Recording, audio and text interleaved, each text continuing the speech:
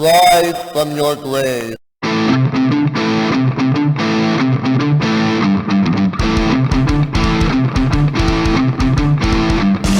about that? Yeah!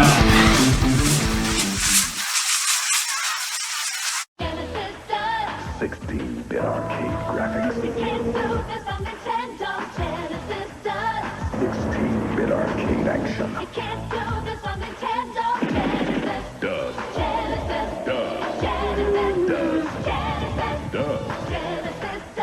16-bit arcade hits.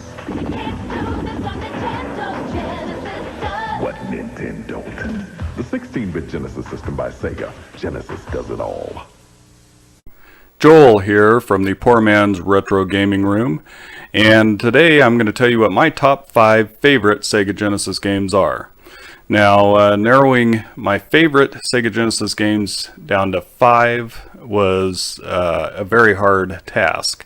And, you know, after you think about your list, there's times when you second guess it and you think you should have added something else onto it, which I'm sure is going to be the case.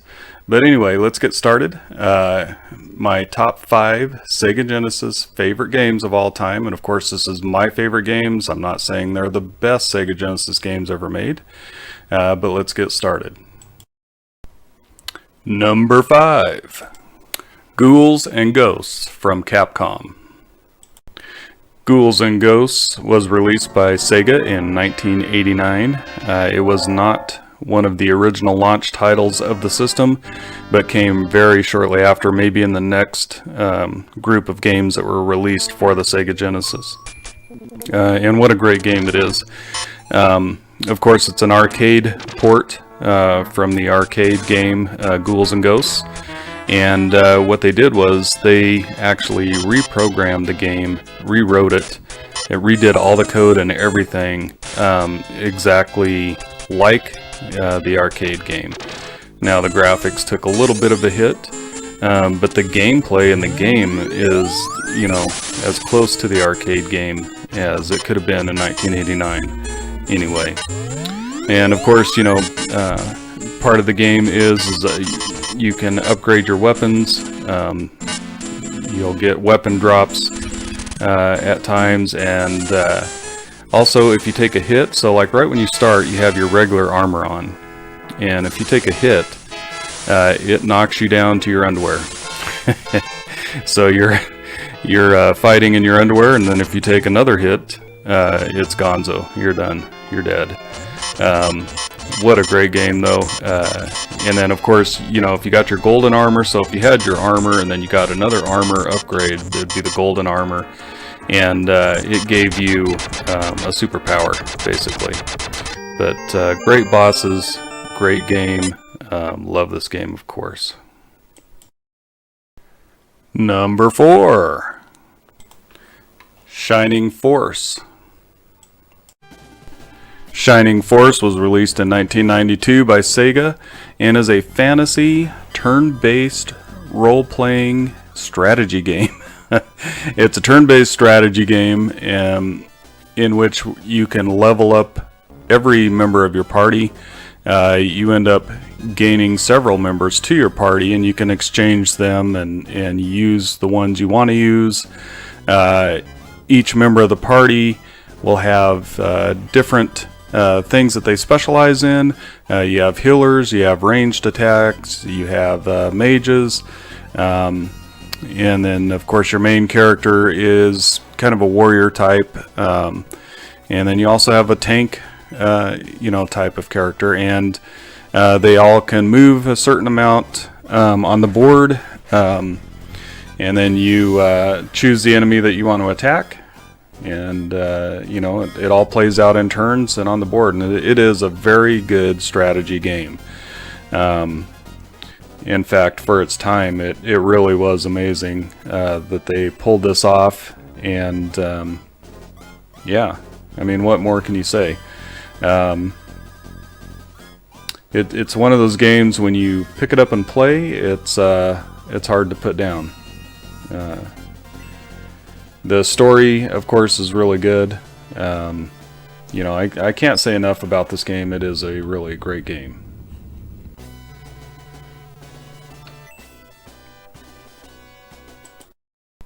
Number 3, Streets of Rage. Yeah, a lot of people would probably choose Streets of Rage 2 as their favorite Streets of Rage game on the Sega Genesis. Of course, there was 3, and Streets of Rage 2, I would have to admit, is probably a better game. That's a little more polished, a little bigger sprites, and it really is a masterpiece. But the nostalgic value of Streets of Rage 1 to me is great. I got it right when it came out, and had never played a beat 'em up this good, at least on a home console. And you know, in this case, the Genesis truly did what the Nintendon't. The Nintendo did not have a beat 'em up game that could rival this game at the time. And I think the Streets of Rage series could never be topped by Nintendo. There's some good beat 'em ups on Nintendo, on the Super Nintendo, of course. But in my opinion, the Streets of Rage series is the best 16-bit beat 'em up series of all time, and I just don't think that it has a rival. Of course, great boss fights, great soundtrack. You know, what else can you say?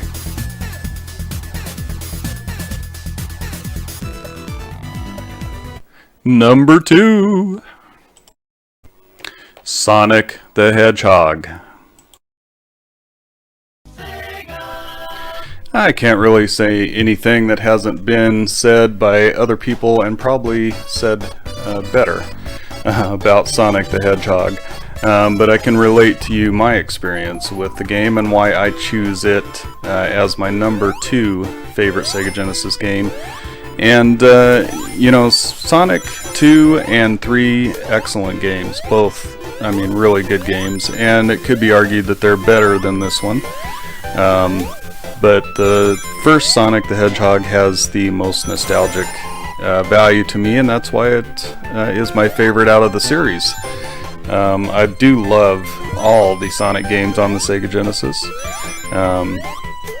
But, you know, nostalgia... it's a powerful feeling. But I do remember getting this game, putting it in my console, and my nephew was over, and we just were amazed by the speed, the graphics. There just really wasn't anything like it at the time. And you know, Sega built a whole marketing campaign on blast processing and being faster than the Super Nintendo, and of course the processor in the Sega Genesis was faster than the Super Nintendo. And the Super had a few advantages, you know, with graphics wise, and the amount of colors and all that stuff that it could have on the screen at the same time. But there was something cool about the Sega Genesis and Sonic, and it, you know, of course, became the mascot for the console, the mascot for the company, Sega. Yeah, I mean, this is the game that kicked it all off. It was awesome. Well worth the wait, and my number 2 favorite Sega Genesis game.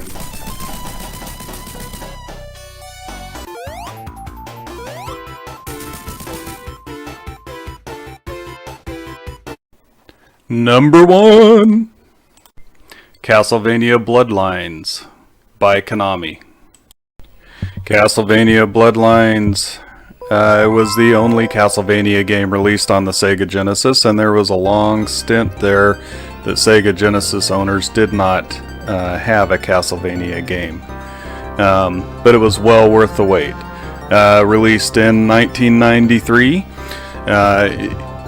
it introduced some playability, some replayability that some of the other Castlevania games at the time did not have.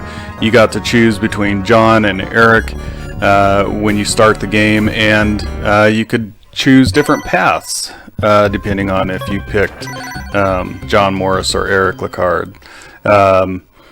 You know, John would have the whip, and he was able to swing past gaps, and you know, he played different than Eric did. And Eric had the super jump with using his spear, and So, you know, once you beat the game with one, you could go back and play it with the other one and have a different experience.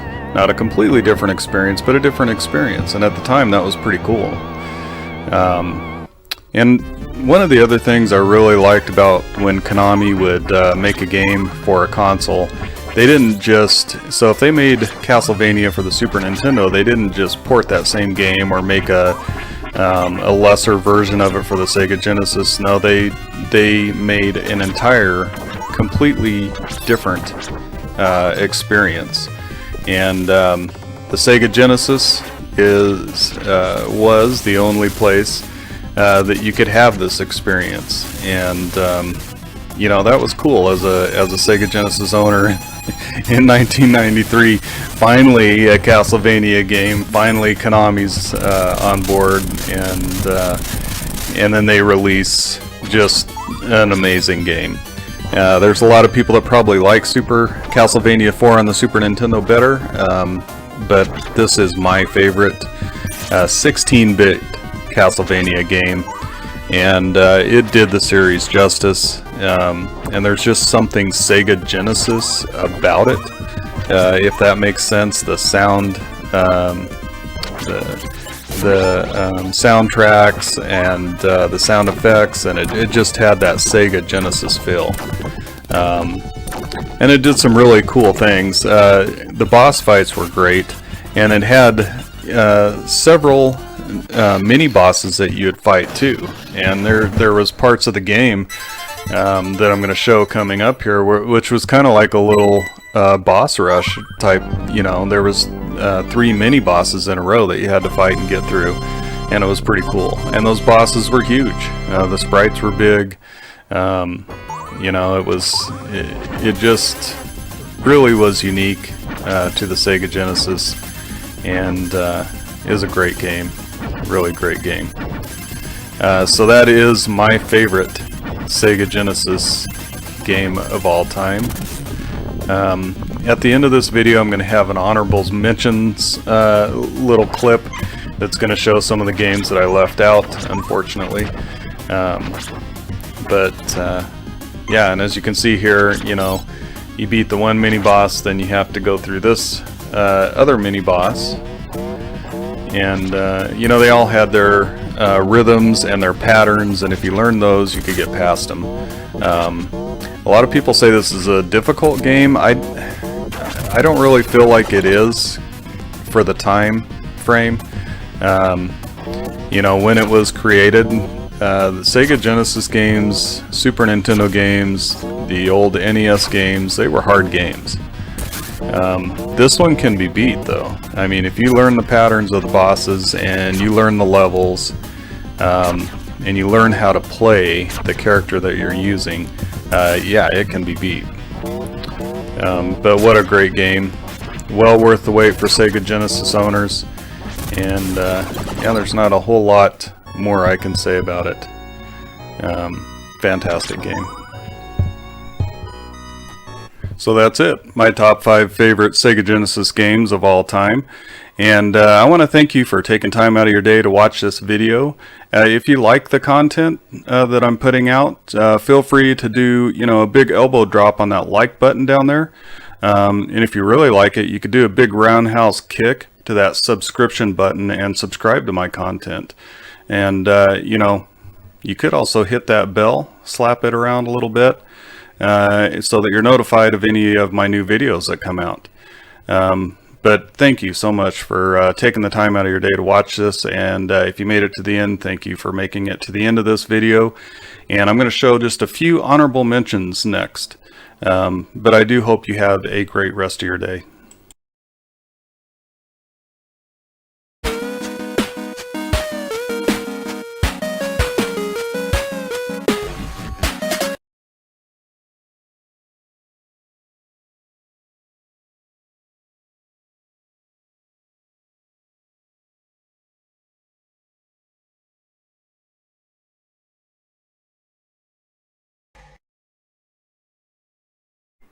Let's reignite the console wars. The Sega Genesis has blast processing. Super Nintendo doesn't. So what's blast processing do?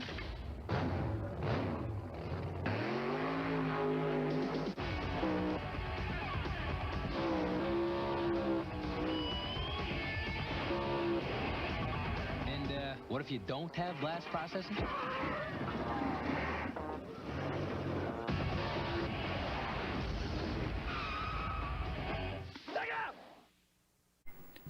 Welcome to the Poor Man's Retro Game Room, and today I wanted to highlight 5 games that the Genesis does that the Nintendon't. Man, I had a hard time getting that out. Anyway, I wanted to also start a discussion. One of the cool things about being a retro collector and a retro gamer is being able to collect some of the games that we missed out on back in the day when they were, being released. And there's so many games that we had to have missed out on back during the console wars. And there was a time where I only owned a Sega Genesis. And so, I just kind of wanted to start that discussion. Feel free to get in the comments, and I'd really like to hear some of the games that you've discovered now that you're kind of a collector or later in life that you missed out on early. And let me know, what system did you have during the console wars? Did you have them all? Let me know. I know there was a lot of people that could not have them all. Maybe you were a kid during the console wars and, your parents told you, no, one system's enough. But today we're going to check out 5 games that you may have missed out on, especially if you were a Super Nintendo or a Nintendo owner and did not have a Sega Genesis back in the day. And I'm sure you've heard of them, but we're going to take a quick look at them and take a look at some of the gameplay as well. So the first one I wanted to highlight was Truxton. Now Truxton is a vertical shooter. It's very well done, and it's a very early release in the Sega Genesis life cycle. It is a simple shooter. It follows, the formula of most shooters. You can upgrade your weapons. You can get different weapons, and you have bombs that you can drop that, help you out. That'll clear some of the weaker enemies. It'll annihilate them, and it'll hurt tougher enemies or bosses. That was one of the very cool things. One of the things that kind of hooked me is almost every single ad you would see for Truxton had the picture of the bomb. When you'd let it off, it would almost fill the entire screen, and it was a big skull right over a star. And it was the coolest looking thing, man. It was rock and roll. I'm just gonna have to tell you, it was rock and roll, man. So, what a great shooter to play. And I don't know, I don't hear about it a lot nowadays, but anyway, let's take a look at Truxton.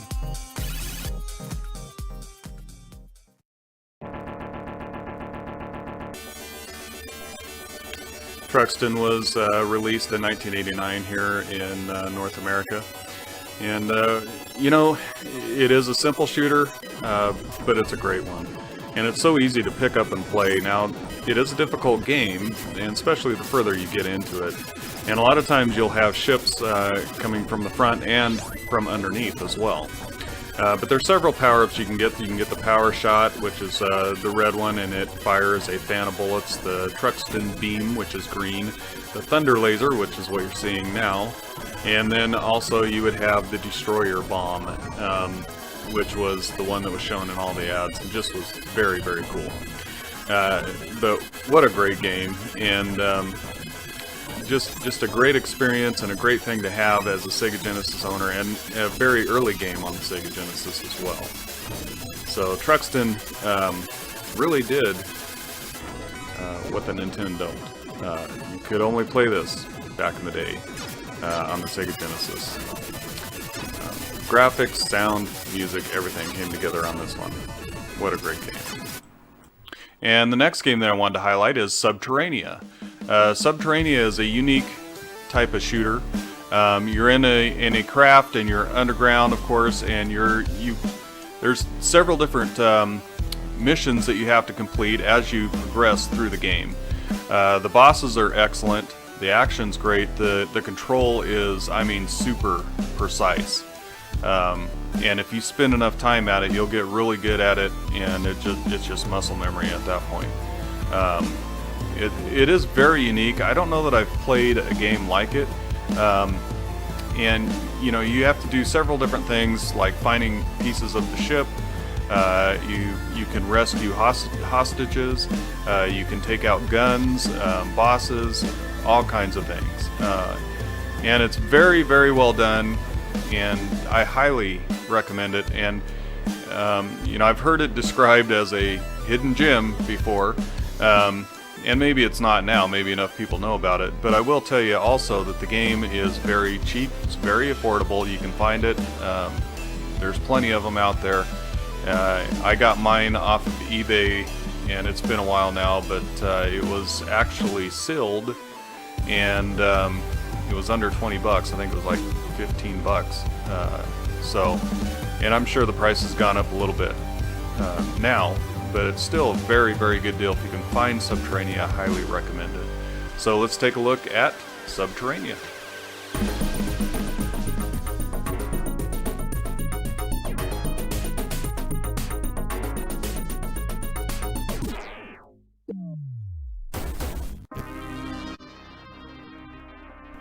Subterranea was released in 1994 here in North America, and it was pretty late in the life cycle in 94, and it is a game that I missed back when I originally owned my Sega Genesis, and one that I just collected not too long ago. But man, I really missed out on this one. What a cool game. And I don't know if you've ever played the game Descent on the PC. It was like a first-person shooter where you had a ship. This is almost like that, except that it's not 3D, you know? It's almost like a 2D version of Descent. Same type of idea, but there was so many different cool things that you could do, and power-ups, and you'd have to manage your shield and your fuel and your weapons, and you wanted to save those weapons until you met one of the stronger bosses or enemies. And yeah, you always had to keep an eye on that. Some of the enemies were just incredible, and we're going to take a look at the first boss that you'll face here in just a minute. And really, if that's not enough to hook you on this game, I don't know what is. But it was just really cool, and you can see, your mission was accomplished. So then at the end of each mission, you go back and land on your landing pad. And here's the first boss that you'll face, and it's really one of the other things that it did that was really cool was that little rail that you could get on, so you could save your fuel by getting on that rail. Now, the boss, of course, is going to do his best to knock you off that rail, and he's going to come after you aggressively.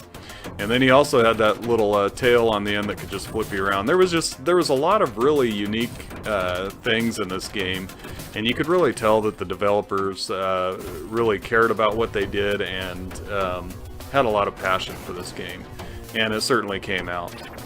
But Subterranea, man, if you get a chance to experience this, it's a great game at a great price, actually, as well.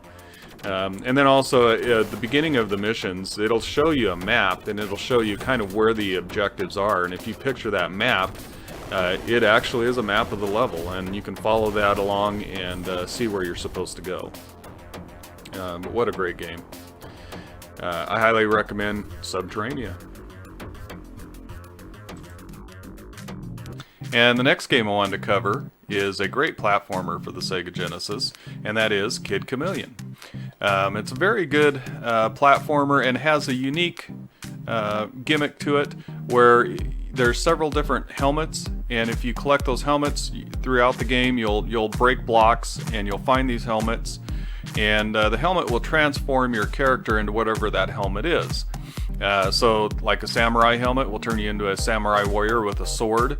You can jump a little bit higher, and so it gives you access to different parts of the level depending on what helmet you have. And there's certain points of the game where you have to have that helmet to pass, but when that does happen, the helmet is always right there. It's always available. You just have to break the block and get the helmet. The controls are very precise. Now, some people do complain a little bit about it, like kind of when you land on a block or a platform, you feel like you're on ice a little bit because it is a little floaty there. But once you get used to that, you don't even think about it. And so the controls are very good in my opinion. I had a blast with it. It was a huge game. I have not beat this game. I've gotten really far in it, but I mean it's a huge game. One of the cool things is that it is on the compilations, and it is on the Sega Genesis Mini, where you can actually save states and pick it up, because if you marathon this thing, man, it's a big game. There's a lot of different paths to take, a lot to discover, and the levels they vary, and they're very different, and it's really cool. I loved it. So let's take a look at Kid Chameleon. Kid Chameleon was released in 1992 here in North America, and I remember the day that I got it and brought it home, and I believe it was a Saturday, and the wife and the kids were gone, and I just had the whole day basically to play this game. And it was awesome. There's some really unique things. While you're looking at the screen, you're saying, yeah, you know, he's breaking blocks, it's your typical platformer, that type of thing, but it really isn't. And there's some very unique enemies in the game. There's of course the unique abilities that you can get in the game, as far as those helmets that you're collecting, and when they transform you and you're able to actually do something different. And each helmet has a different ability, even down to the hit points that you have. So, you know, as the samurai, you're going to have 3 hit points. You're a little more squishy than you are, you know, with the other helmet on that makes you more of a tank and heavier. And the samurai can jump and land on blocks without breaking them, but one of the other helmets, you know, when you use that helmet, you're actually going to break the blocks when you land on them from too far of a jump, from too far of a height. So there's all kinds of different things. And then of course the helmet that allows you to ram through the blocks. Just a really cool, fun platformer. And you know, the Sega Genesis kind of needed a platformer like this, and I know that, you know, not everybody's a fan of this game, but I really like it. And I think that if you're a fan of platforming games, you know, this game, I think you'll like it. I really do. You have to take a little time and get used to the controls and how you land, but once you do that, and once you get past that learning curve, the game really opens up to you. And you know, it's a very unique platformer, one that I was glad to have on my Sega Genesis. The next game I wanted to highlight is Beyond Oasis. It's a very good action-adventure game, and it does share some similarities to the Legend of Zelda. The graphics are amazing. The sound and music is fantastic. You can actually pull up a map on it. It works very well with the 6-button controller, by the way. You can play with the 3-button, of course, but it does work very well with the 6-button controller. You'll find different weapons, and you'll find items to restore health, magic, and then you'll also, there's 4 different shrines that have different spirits in the game that you can go and discover, and they'll help you advance in your quest. Very, very good game, and I don't know if I would call it underrated, but you know, you always hear about the big names in the Sega Genesis library, and there's tons of them, and what a great library. But it doesn't seem like I hear about Beyond Oasis that much, I guess. And maybe that's just me, but I highly recommend Beyond Oasis if you get a chance to play it. And it is included on all the compilations and the Sega Genesis Mini as well. Very, very good game. If you get a chance to play it, I highly recommend it. So let's take a look at Beyond Oasis.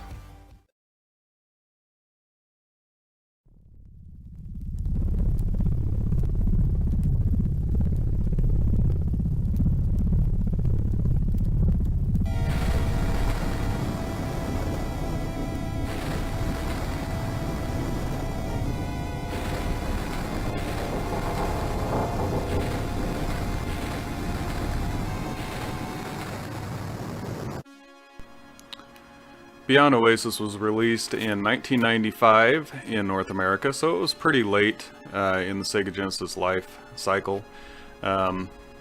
But as you can see, I mean, it really is incredible that a 16-bit console can provide this type of detail.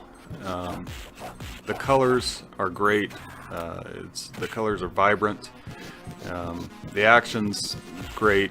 And one of the other things that it does do is it kind of has a lot of beat-em-up elements in it as well. You can see as I'm attacking this big guy that, you know, your attack will turn into like a kick, and, you know, when you're chaining those together, your attacks together and hitting, it actually kind of turns into a beat 'em up. You had a lot of different things that you could do, and, you know, like I said, the map, you could pull the map up, it would show you where you're at on the map, where you need to go next, what's your objective, and then of course it also had the save backup, which is crucial in this type of a game. A lot of enemies to fight, and a lot of those enemies would drop different items that you could use later on to refill your health, refill your magic. There was a lot of different weapons in the game that you could collect, and you would want to use those weapons strategically, and just a lot of different things. You could jump kick, you could crouch, and when you're fighting, you know, like this snake, you'd want to crouch and be able to hit them easier. So the village, you know, the people, you could talk to all of them, discuss it. It was just a really kind of like a lived-in world, if that makes sense. But the atmosphere was incredible, and it just really drew you in. What a great experience that Beyond Oasis is.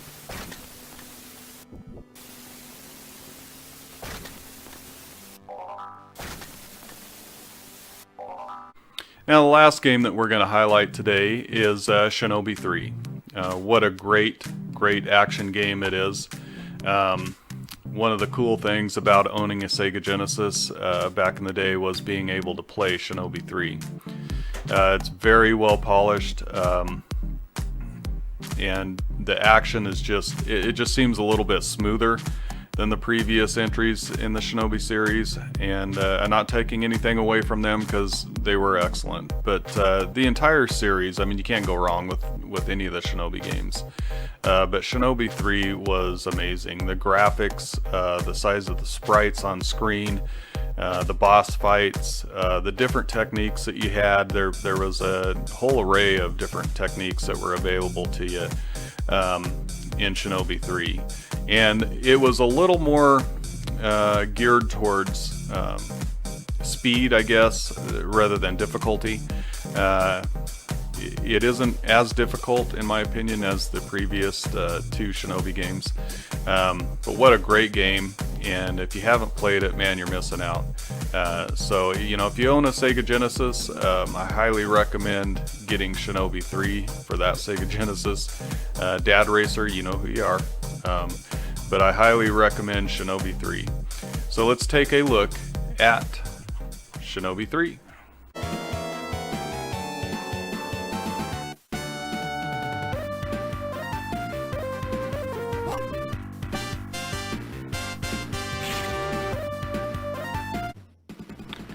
Well, if that intro doesn't hook you, I don't know what will.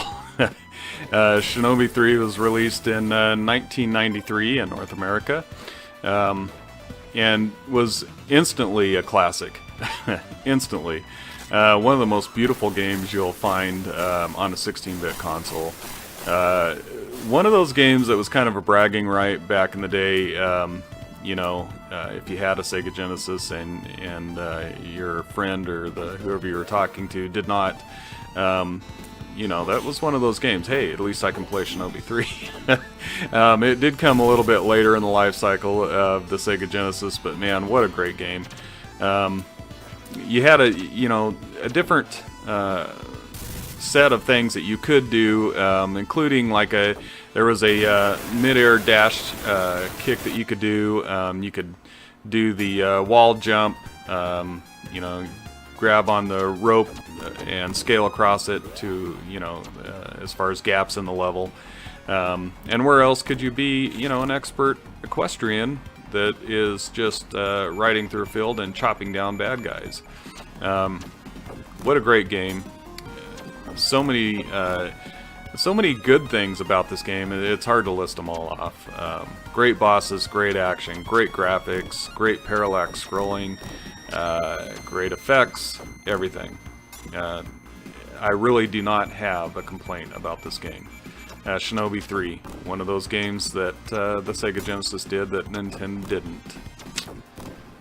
So, I highly recommend Shinobi 3.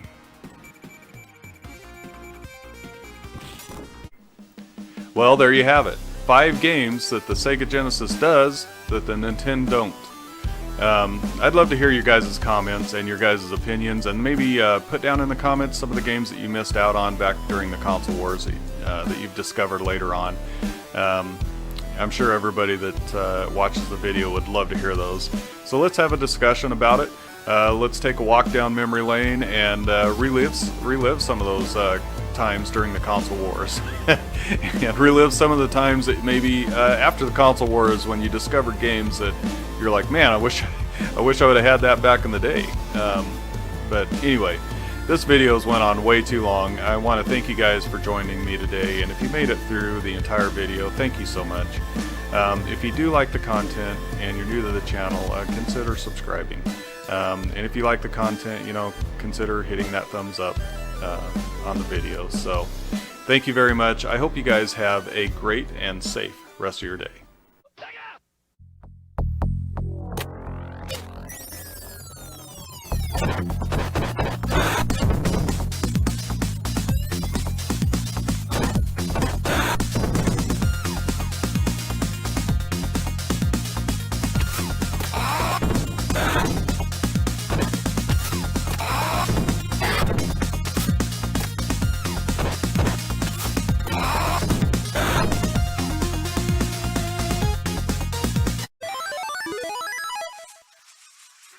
Welcome to the Poor Man's Retro Game Room, and today we're going to cover 5 more games that you can play on the Sega Genesis that the Sega Genesis does what Nintendo don't. These are going to be 5 games that you could only play on the Sega Genesis back in the day during the console wars, and all 5 of these games are from your guys' suggestions in the comments section from our last video on this subject. So a couple weeks ago I did do a video on the same subject. I highlighted 5 games that were really cool on the Sega Genesis that you couldn't play anywhere else back in the day. But these are going to be your guys' suggestions, and I want to thank some people for sending in these suggestions in the comments section, putting them in the comments section. Cam Kendrick, thank you. John and Bethany Engel, thank you. Kinda Cool Productions, again, thank you. Sin 0100, thank you. So you guys sent in some really good games, really good titles, and good ideas of some of the things that you could only play on the Sega Genesis back in the day. Now, saying that, this is not to hate on Nintendo in any way, because I love my NES, I love my Super NES, and really back in the day the greatest thing would have been if you could have owned all 3 of the consoles. But we were just gonna kind of take a walk down memory lane when you couldn't own all 3 of them. Maybe, maybe some of you did, I don't know. But there was a large portion who didn't, and there used to be the discussion and arguments, not bad arguments, but back in the day where you knew a Nintendo owner maybe, and you were a Sega Genesis owner, and you guys would talk about the different games that you could play on your systems and games that were available to you. So let's get started. The first game that I wanted to highlight today is going to be Gunstar Heroes. That was suggested in last week's comments by a couple of people. Gunstar Heroes is a very, very good game that you could only play back in the day on the Sega Genesis. So let's take a look at Gunstar Heroes.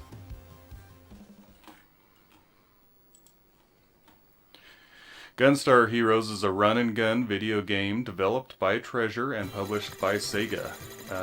It was Treasure's debut game, which was kind of cool. It was released in 1993 for the Sega Genesis, and it is a game that I missed back in the day. I played this when I started getting back into the Sega Genesis and started collecting again. And, you know, I'd heard so many good things about Gunstar Heroes. And so I did get it, played it, and love it. What a great game, and a great couch co-op game. So it is a side-scrolling run and gun. And there's a couple of different cool things about the game that maybe kind of set it apart.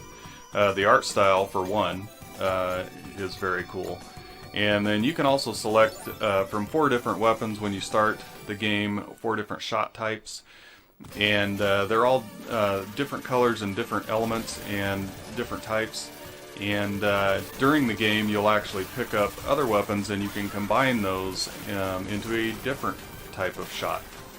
So a different shot type, which is very cool. And one of the other things is the game has 7 levels, I believe, and the first 4 you can select. You have an option to select out of those first 4 which one to start with, which was cool. So you could pick up the game and play it 15-20 minutes or whatever. You know, nowadays maybe people don't have the time, as much time to play games, and select a different level out of those 4 every time and get a different experience. So it's pretty cool. A lot of level design variation. It's a pretty short game, but man, it is completely worth it. A great game. And one of those games that you could only play on the Sega Genesis back in the day. So Gunstar Heroes is the first game that we are going to highlight today. Alright, and then in the next game that we're going to highlight was a very, very unique game to the Sega Genesis. And it's still, they've remade it a few times, or reimagined it, I should say, because it did have a huge impact, and it was really incredible back in 1991 when Toe Jam and Earl was released.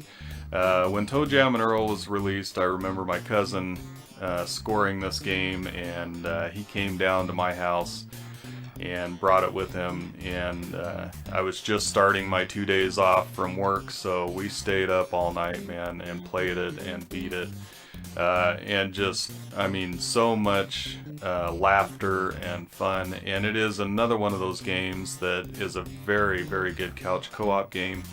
And it actually does the split screen thing. When you walk away from your partner, the screen splits, so you can still see what he's doing and what you're doing. But the whole thing is that you're 2 aliens, Toe Jam and Earl, and they rap too, by the way, which is, you know, kind of a cool early 90s thing. And they have crash landed on Earth, and so they have got to find all of their pieces of their spaceship so that they can put it back together and escape Earth. And you'll find some different enemies along the way, and some really cool things like gifts that you can open up that will give you power-ups. You'll find bucks that you can spend in shops to buy certain power-ups and certain things. What a cool game. And another really cool thing was, and it's kind of the first game that I remember doing this, but it did randomly generate the worlds. So while the experience was pretty much the same if you played it again, the pieces of the ship would be in different places, and the power-ups would be in different places because it was randomized. So what a great game, though, and what a cool thing back in the day if you were a Sega Genesis owner to own Toe Jam and Earl. So Toe Jam and Earl for the Sega Genesis. And then the next game that we're going to cover is another very unique game. And it is a 1995 beat-em-up, and it is Comix Zone. Comix Zone was published for the Sega Genesis by Sega, and it all takes place within panels of a comic book. And so, and all the dialogue, which is another cool thing, the dialogue takes place in talk bubbles. So it is like playing a comic book. And I mean, that's what it is. You're in a comic book. This is a hard game. It is tough, but it is worth playing and learning, and you know, it's worth getting good at. I always say that it's okay, but good game is hard because, you know, it's worth it. And a lot of it is playing and memorization and that type of thing. I have never beat this game, and I haven't got extremely far in this game, but I do love to play it. And every now and then, you just gotta pick up Coming Zone and play it, because there's nothing else like it, especially back in the day. For Sega Genesis owners, this was one of those games. Hey, at least I can play Comic Zone, you know? What a cool game, what a great idea, and one game that you could only find on the Sega Genesis. Alright, so the next game that we're going to cover is Shining Force. Shining Force was released in 1993, and I should say Shining Force 2. Shining Force 2 was released in 1993. And it is a role-playing strategy turn-based game. And what a great strategy game to have back in the day. And this came out before like Final Fantasy Tactics, but that's a lot of what this game is like. And you will you'll get several different party members throughout your adventure and your quest, and all of those different party members have strengths and weaknesses and things that they can do. You'll have a healer, a tank, a warrior type, and a monk. Every different class of player that you're going to find in your normal role-playing games. The strategy is excellent because you really have to know how to line up your guys, who to you want your healer in the back where they can actually heal, and you get experience, and each of your characters will gain experience during their battles and level up, and of course increase in strength and everything else. They'll learn new spells, and it's just very, very cool. And you can, of course, there's the item shops where you can buy things to restore health and magic and give you an advantage in battle. So I can't say enough about the Shining Force series, and that Shining Force 1 and 2 was only available on the Sega Genesis back in the day.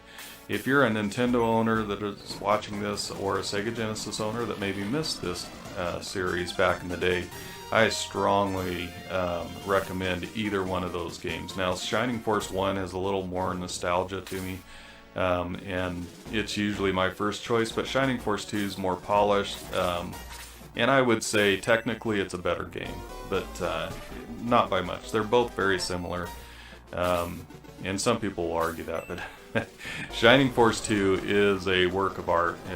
It's incredible. So, Shining Force 2 for the Sega Genesis.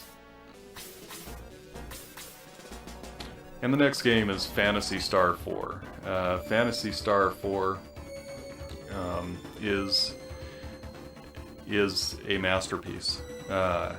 One of the best RPG games I have ever played, and completely unique to the Sega Genesis. What an experience! What a great game! And I missed this one early, but man, I I have made up for that time and played this game. It is so cool. You'll pick up different party members, all the normal stuff there of role-playing game, and it is set in a science fiction setting, which makes it even cooler. The enemy designs, the spells that you get, the techniques that you get, and also just the mechanic of being able to combine spells with party members to create a stronger spell that devastates your enemy is one of the very cool things about this game.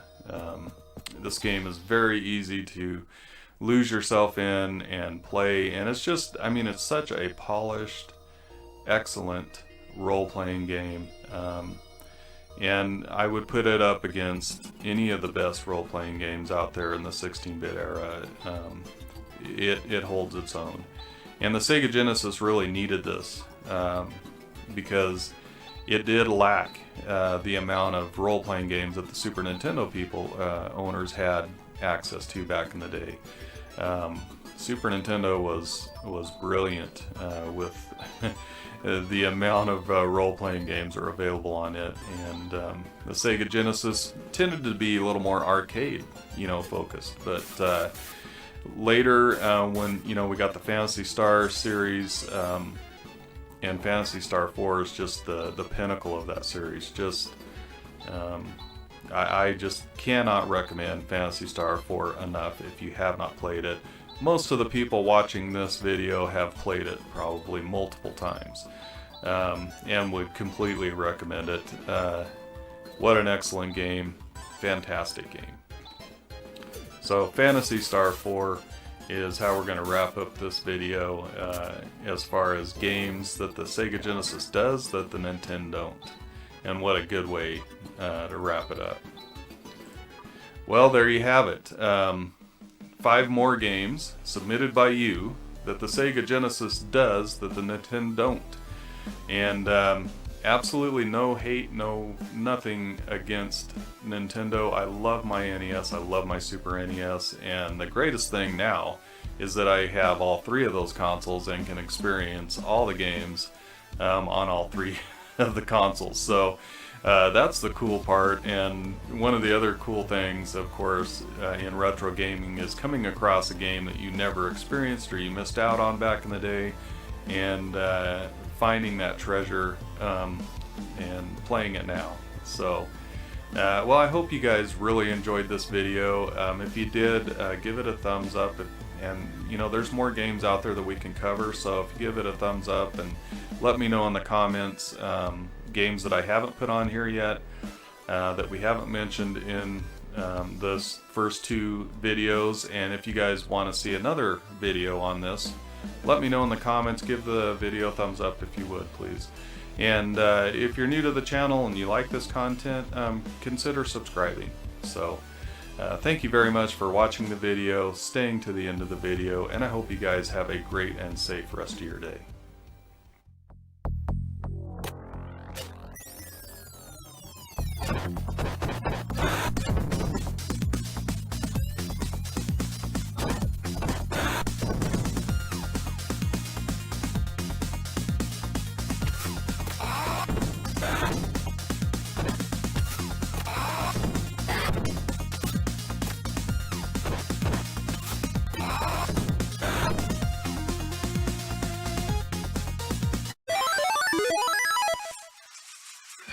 Welcome to the Poor Man's Retro Game Room, and today I wanted to take a look at 5 games that you could only play on the Sega Genesis back in the day. And I kind of wanted to start this discussion with you guys as well. That's what's great about a video like this, is reading your guys' posts in the comments. So, if you want to put in the comments some of the games that you could only play on the Sega Genesis back in the day, maybe even some games that you feel are overlooked for the Sega Genesis, yeah, man, get in the comments, put those in there, and we'll have a good discussion. And I think that would be of value to everybody watching the video. So if you are watching this video, check out the comments section, because we do have a lot of very good discussions and very positive discussions in our comments section. Without further ado, let's take a look at 5 games that you could only play on the Sega Genesis back in the day. And the very first game that we're going to start off with is a really good platforming game. A good game for kids and adults. My grandkids love it, I love it, so that's pretty amazing when a game fills that spot where pretty much everybody can play it and like it. And that is the Castle of Illusion, starring Mickey Mouse. This is a very, very good game that adults will enjoy as well. So let's take a look at the Castle of Illusion starring Mickey Mouse. Castle of Illusion starring Mickey Mouse was released in 1990 for the Sega Genesis. It was developed by Sega, and it's a very, very good platforming game. Like I said, everybody will enjoy, especially kids, and playing it with your kids and grandkids is really cool. It is a single player game. What makes this game so great, I believe, is the smoothness of the animation. It was really amazing to see Mickey Mouse. It was like you were watching a cartoon back in the day. And to see that, and all the levels that you go through and the atmosphere of the levels, they vary greatly. And they're just excellent. It takes full advantage of the Sega Genesis hardware. The soundtrack, of course, is amazing. Disney had a really good run on the Sega Genesis back in the day. And it all kind of started with Castle of Illusion. So I highly, highly recommend this. I do remember the first time I played this, my cousin Thomas brought it down into my house. And we stayed up, yeah, pretty much all night playing this. And even though it's a single player game, all we did was just, you know, alternate guys. So one player would play and then you'd pass the controller to the next. And yeah, we had a really good time. And it blew my mind because I had passed this game up thinking that, oh, it's just a kiddie game, you know. And he wasn't into kiddie games. So when he brought it down, it was a pretty big surprise. I'm glad he did. What an amazing game. Really good bosses. You know, just the smoothness of the animation and the care and passion put in this game is amazing. So anyway, Castle of Illusion, starring Mickey Mouse, could only be played on the Sega Genesis.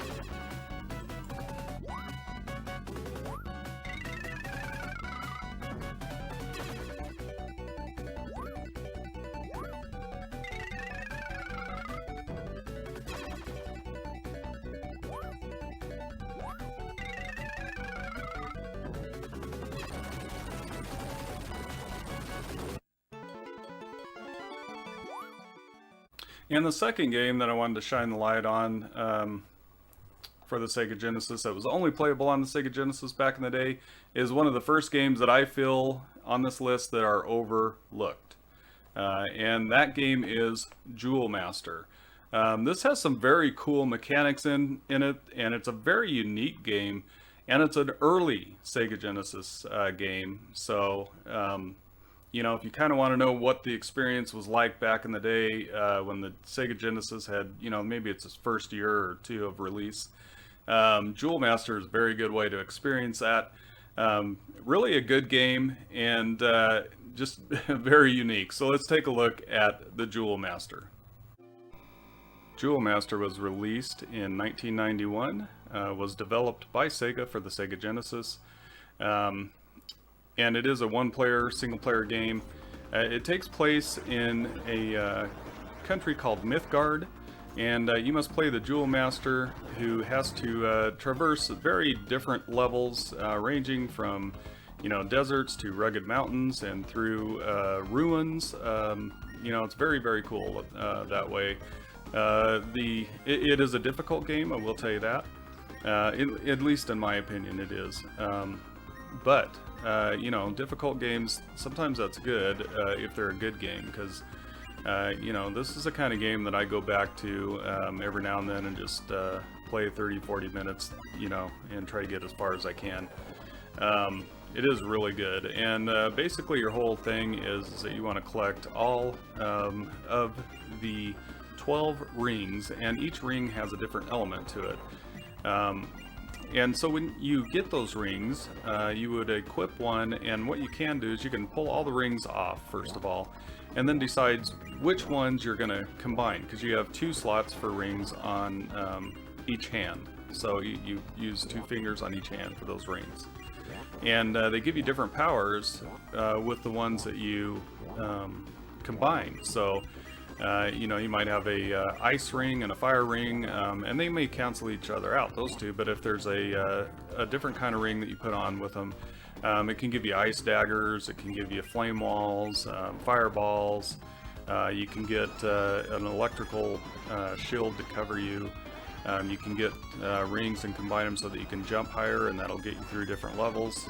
Just a very, very cool game that I do not hear enough about. So Jewel Master for the Sega Genesis, I highly recommend it.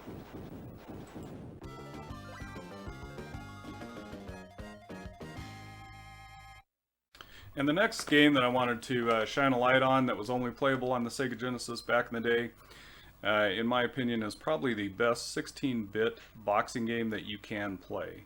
And I know that's saying a lot, but it's kind of weird to have maybe a sports game on this list, but this game is worthy, and that is Greatest Heavyweights by Sega Sports. This game is amazing. And you know what? Let's not talk about it. Let me show you Greatest Heavyweights, and we'll take a look at the gameplay. Greatest Heavyweights was developed by Malibu and published by Sega and was released in 1993 for the Sega Genesis. It's a follow-up to Evander Holyfield's Real Deal Boxing, and it's almost identical, but it isn't. They've made some really good improvements to Greatest Heavyweights and really improved the game. Now I will tell you that Evander Holyfield's Real Deal Boxing is an excellent boxing game. But Greatest Heavyweights made some improvements. They added some of the greatest heavyweights from the history of boxing. Very cool that way. You also get a very robust create a boxer-led area where you can create all, you know, your boxer the way you want to create them. You can pretty much make them look the way you want them to look. You can distribute points, and in your meter, it's really not points, but you know, you can do a slider back and forth and determine how powerful you want your guy to punch. If you want him to be a speed guy, if you want him to be well balanced, that's up to you, man. And it's very cool. And there's a little bit of an RPG element to this game, and I love sports games with an RPG element. You could train in between bouts, and it's very cool to try to get the most out of your training and increase your stats in a way that is going to help you the most. So that adds kind of a really cool element. Also, there are meters for your head and your body when you're boxing. If that meter gets to a certain level, you're taking a bunch of headshots, let's say, and you're just getting, you know, pummeled in the head. If that meter gets to a certain level, you will start to bleed. And yes, that is one thing that the Sega Genesis did. Back in the day, they didn't hesitate to show blood. But it's a very cool thing, very cool game, very strategic. The action's great, the control is precise, everything you want in a boxing game. I highly recommend Greatest Heavyweights for the Sega Genesis and even Evander Holyfield's Real Deal Boxing.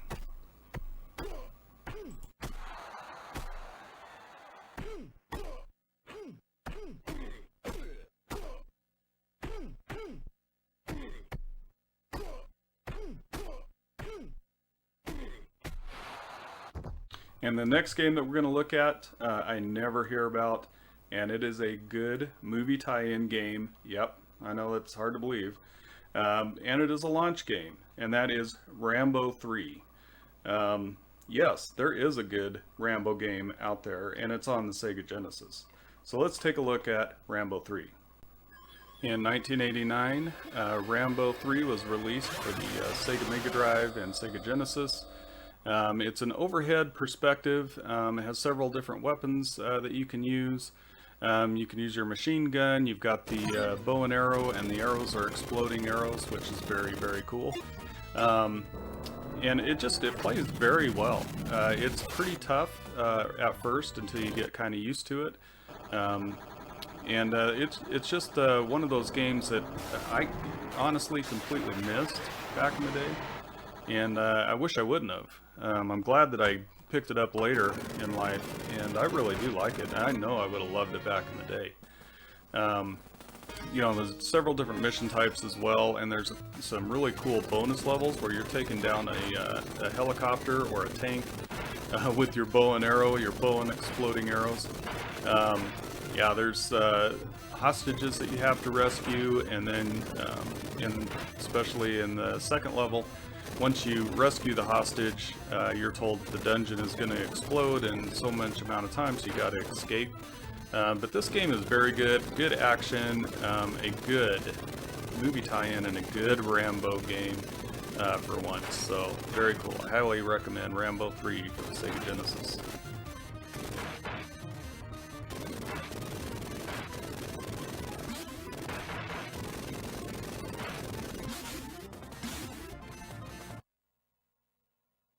And the last game that we're going to look at today And yes, I know there is a Rocket Knight adventure game on the Super Nintendo, but it is a sequel, and you know, it's Sparkster. And in my opinion, the sequel did not live up to the game itself, and that is Rocket Knight Adventures. This game here is only available on the Sega Genesis, and I feel is a must-play. It's a great game for kids and adults alike, kind of like Mickey Mouse, Castle of Illusion starring Mickey Mouse. In that same type of vein, it's a very, very good platformer, and it has some really cool mechanics that you use your jetpack for. Really good game. So let's take a look at Rocket Knight Adventures.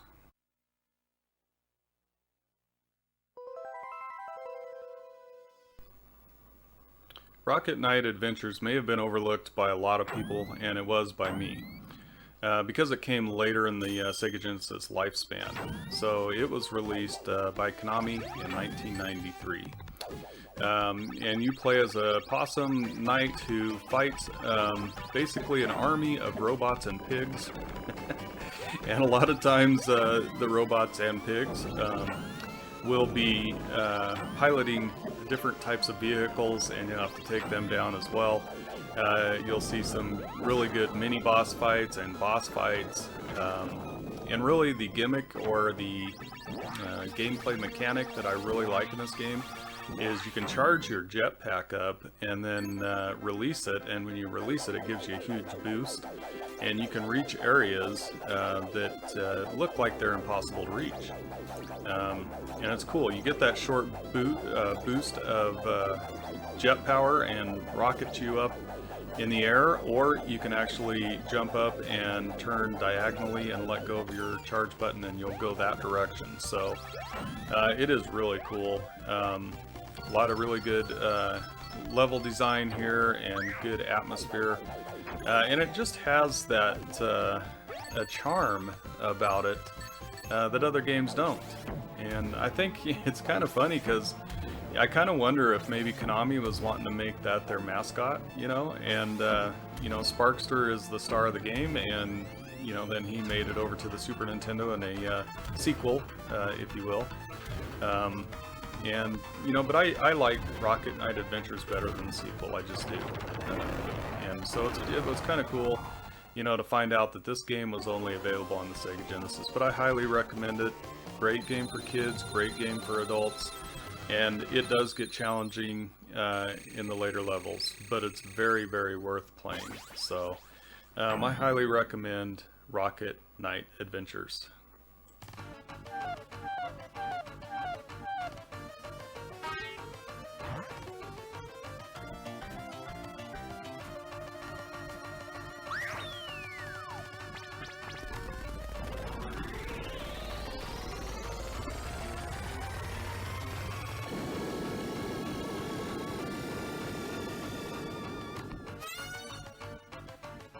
Well, there you go. 5 games that I feel are a must-play on the Sega Genesis and were only available on the Sega Genesis. And, you know, of course I don't make this video to hate on the Nintendo at all. I love my NES, love my Super NES, my Cube, N64, my Switch, love it. And so I'm a big Nintendo fan as well. But back in the day, I could only have one console for at least a pretty decent period of my life, and it was the Sega Genesis. So I just kind of wanted to highlight that, and you know, maybe we could take a walk down memory lane when we used to have those discussions with somebody who owned the other console, and you know, we always tried to debate them and make them think that our console was better than theirs. So that's what this video is about, and I really want to thank you for taking time out of your day joining me today, and especially if you made it to the end of this video, thank you so much, and I do hope you have a safe rest of your day.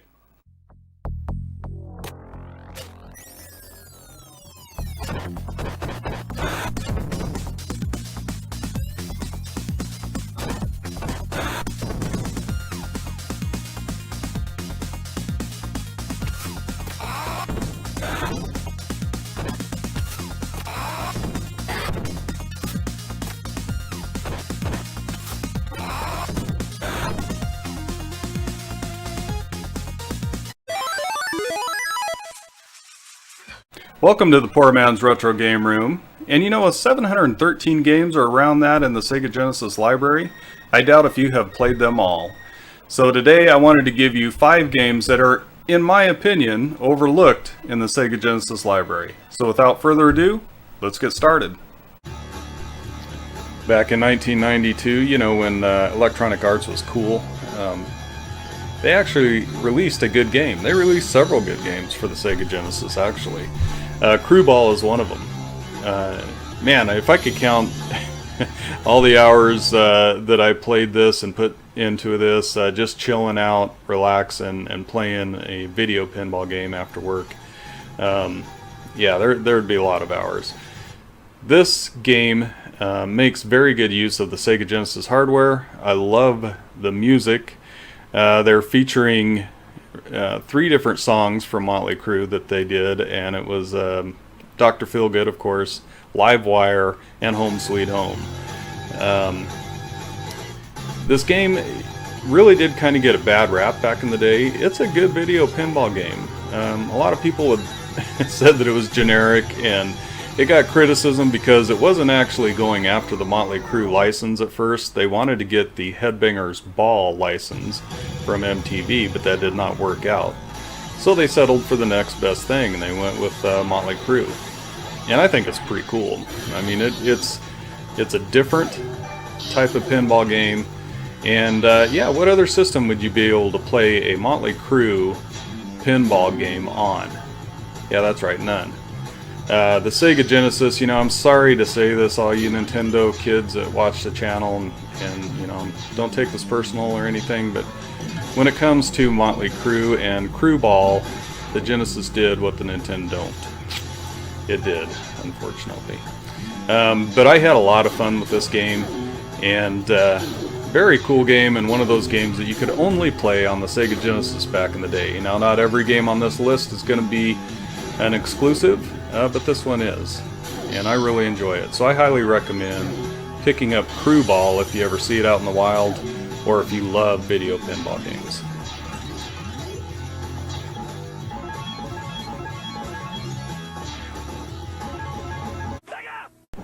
I am a sucker for mech games, and this one's a good one. You may not have heard of it. Battletech for the Sega Genesis. It was released in 1994. It was developed by Malibu. The game was also released for the Super Nintendo, but it's called MechWarrior 3050. And this is one case where the Sega Genesis, it plays better on the Genesis than it does the Super Nintendo. The Genesis hardware tended to handle shooting games better. It tended to handle sports games better, in my opinion. And Battletech here has a better frame rate than MechWarrior 3050 on the Super NES. So before you head out to your battlefield, you're going to be able to pick your loadout here, which is a really cool option. There's several different things that you can do, and it affects how much ammo you have. As you see, as I'm selecting the different loadout, you know, it might be a weaker weapon, but it might have more ammo. So you just kind of got to find out, you know, what you like to use. You'll pick up ammo and coolant along the way. Coolant basically heals your mech. You will contend with ground troops. You will contend with other mechs like this one right here. And you will also see a jet laying down fire to protect that mech. So you've got, you know, the overhead jet coming down on you as well. If you like games like Jungle Strike, you know, that genre of games, Battletech is for you, man. And if you like mech games, this is a good one. And it's on the Sega Genesis, and actually the price for this game is cheap.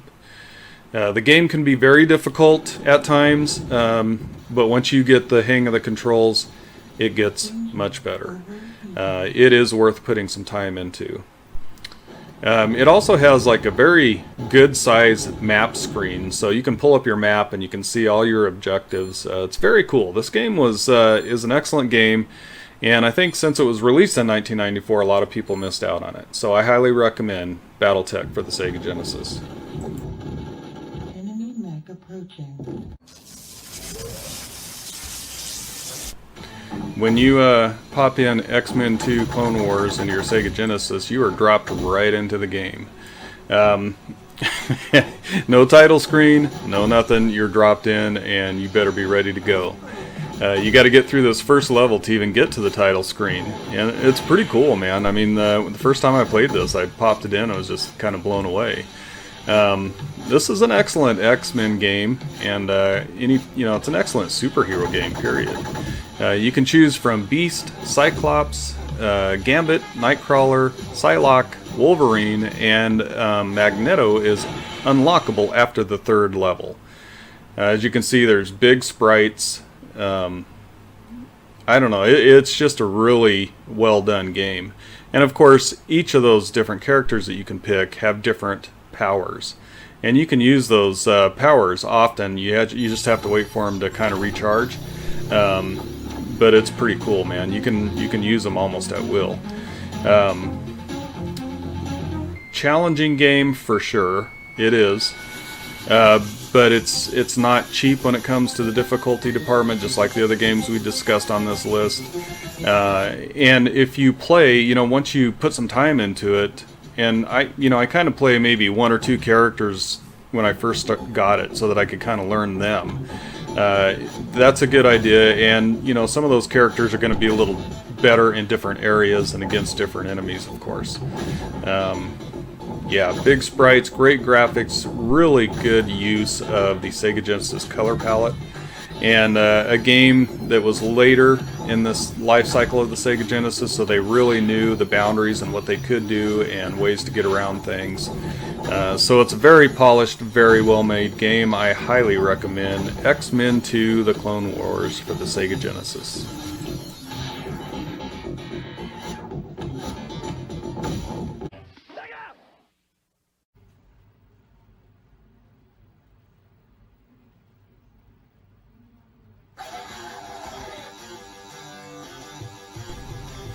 And another Electronic Arts game, before Electronic Arts sucked.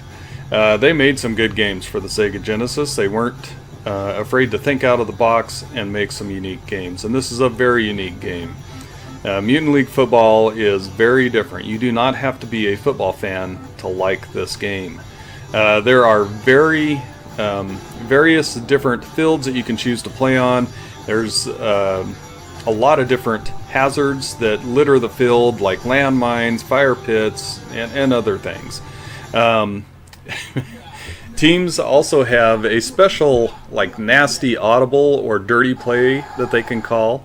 Each team can bribe the ref twice per game. You can kill your opponent on the field, and if you kill enough of your opponents on the field, they actually have to forfeit the game.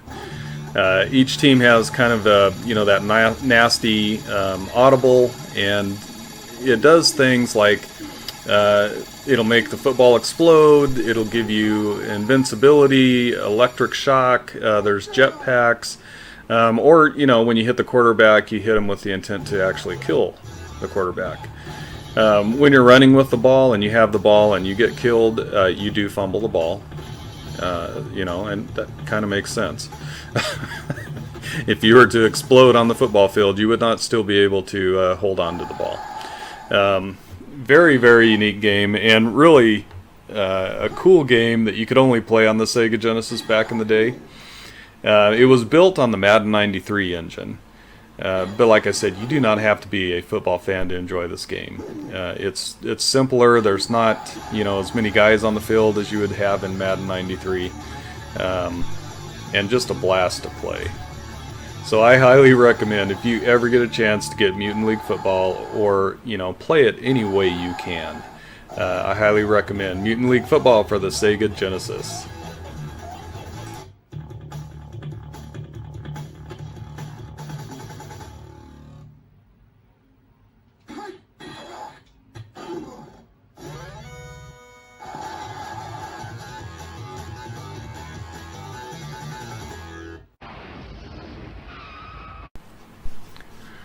Mega Turrican, I believe, was overlooked by a lot of people because of the late release. It was released in 1994, and it was developed by Factor 5 and, of course, marketed by Data East.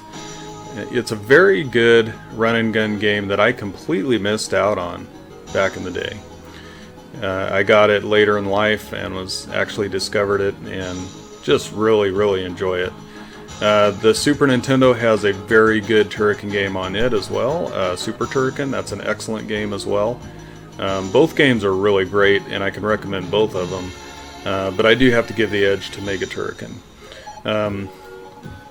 And you know, it's a pretty pricey game right now, but there's a lot of ways to play Mega Turrican, including a release of all the best Mega Turrican or Turrican games that have been released on all the modern platforms, so that's an option. Emulation is always an option, and there are some reproductions out there of this game that are high quality. There's several different weapons that you can collect. You can upgrade those weapons, and every time you collect basically the same icon for the weapon, it upgrades it. There's some really good boss fights, good enemies, and you know, stuff in this game blows up really nicely. It goes boom, very cool. So I can highly recommend Mega Turrican. I would say play it any way you can. And you know, Super Turrican as well, and Super Turrican 2, both of those are excellent games as well.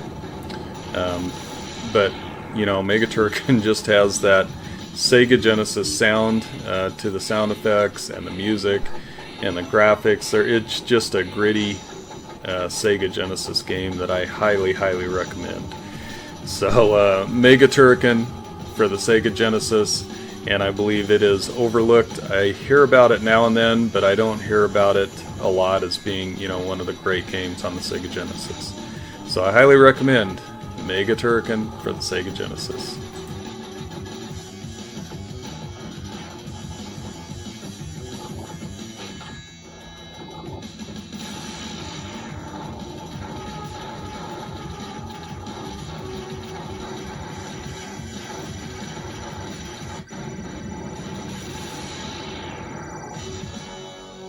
Well, there you have it. 5 games that I think are overlooked for the Sega Genesis.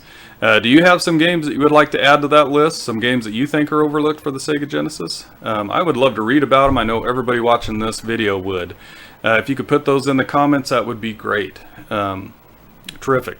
So thank you very much for joining me today. And you know what? If you like this content and you're not subscribed, consider doing a big old roundhouse kick to that subscription button. Or if you really like the content, you could climb to the top of the turnbuckle, point to the heavens, and do a big old flying elbow drop on that bell. And you know what? If you really like this video, you could do a big old stinky leg drop right on that like button. So thank you very much for joining me today, and I hope you have a safe and great rest of your day.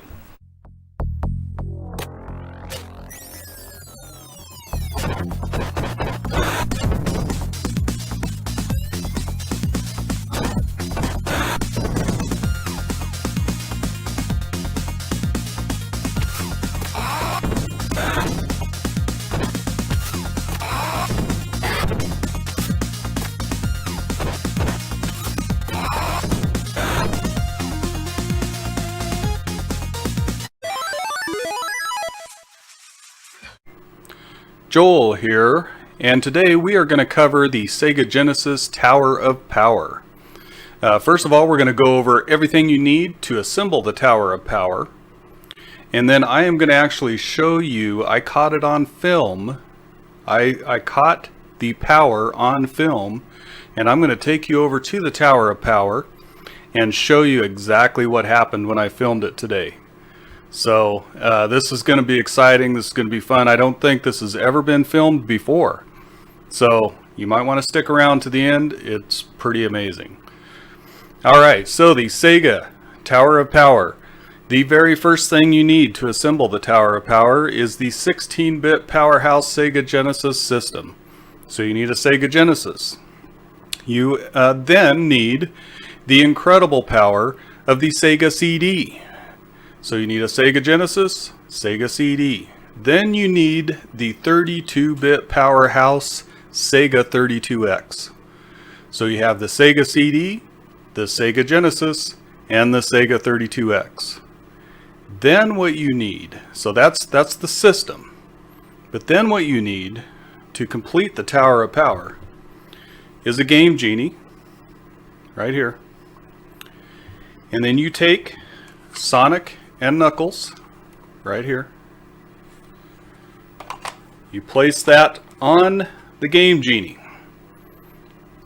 Then you are going to use the lock-on technology invented, maybe, by Sega. Using the lock-on technology, you're going to add another game. In this case, there's two games that work with Sonic and Knuckles lock-on technology, and that would be Sonic 2 and Sonic 3. This actually enhances Sonic and Knuckles, the gameplay of Sonic 3. It extends it, and it actually turns it into one big game and allows you to play as Knuckles in Sonic 3. In Sonic 2, it allows you to play as Knuckles. So, just a quick lesson on what lock-on technology is. There's a lot of power right here. I hope you guys appreciate this, and yeah. And there it is. Alright. So, yeah. That's kind of big. So we're going to take this over, and we're going to complete the Tower of Power, and I am going to show you on film. I captured it, all of the power that is in the Sega Genesis Tower of Power. So let's go to the system. I do have to admit, I am a little nervous here, but here we go. So we're going to insert it into the Sega 32X, which is mounted on my Sega Genesis. And there it is, the Tower of Power. Behold.